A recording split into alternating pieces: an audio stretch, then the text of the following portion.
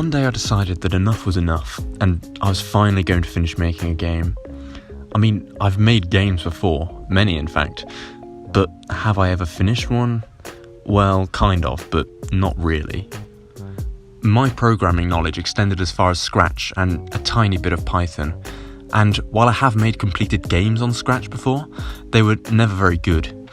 And if you've used Scratch before, then you'll know that it's a great program to start with. I mean, it's what I started with years ago, but it does have its limits.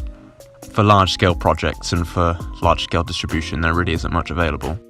So, after spending a lot of time trying different game engines, I eventually chose Godot. And I set myself a challenge. 7 days. Can I complete my first game in 7 days? I did this so that I had a target to aim for, an endpoint, and a limit to kind of prevent me from overwhelming myself with some massive, insurmountable project. So, I started simple. How about I make a simple, basic, ordinary platformer game? Nothing super complicated. I only had 7 days after all. And the whole point of this project was just to learn the basics of Godot for future projects. And well, things started off pretty well. I got movement working, a tile map, basic enemy, and I even implemented a bounce pad.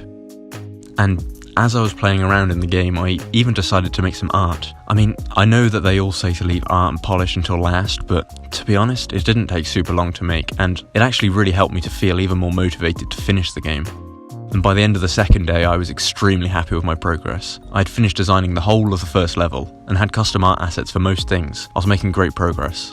It was at this point that I laid out a roadmap of what I wanted to achieve for the game.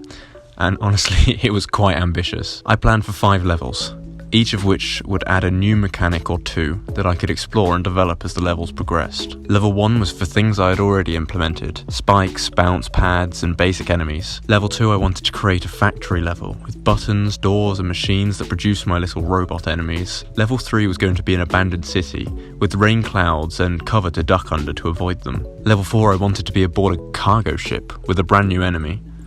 And finally, level 5, I had the idea that the level could take place inside of yourself. The idea was that at some point the character had lost all of their battery or encountered some kind of problem and their system had shut down. And so one of the levels would require you to traverse your own mind to reactivate the broken systems using electricity and teleporters. So, how much of this did I achieve? As you can see, I did achieve most of what I aimed for, at least content-wise.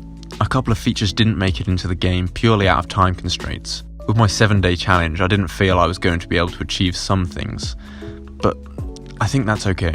I learnt that it takes a surprisingly long amount of time to work on other aspects of the game, other than the gameplay itself. Sound, music, art, menus, cutscenes, and so on. While I did manage to complete the game, with all 5 levels as planned, there is still a lot of work to be done. I had my brother playtest the game, and it turns out there were quite a few bugs I had missed, which I went back and fixed, of course. Some sections of the game are a little bit too difficult too, and some of the art could be improved, and just about all of the music should be redone. Like, really, it needs to be changed. But despite that, I'm still proud of what I've managed to achieve in just a week. Imagine what I could have achieved if I spent a month longer on this project. Well, maybe I won't have to imagine. I probably won't be spending all of my time working on the game, but over time I will update the game, with many of the improvements I've already mentioned.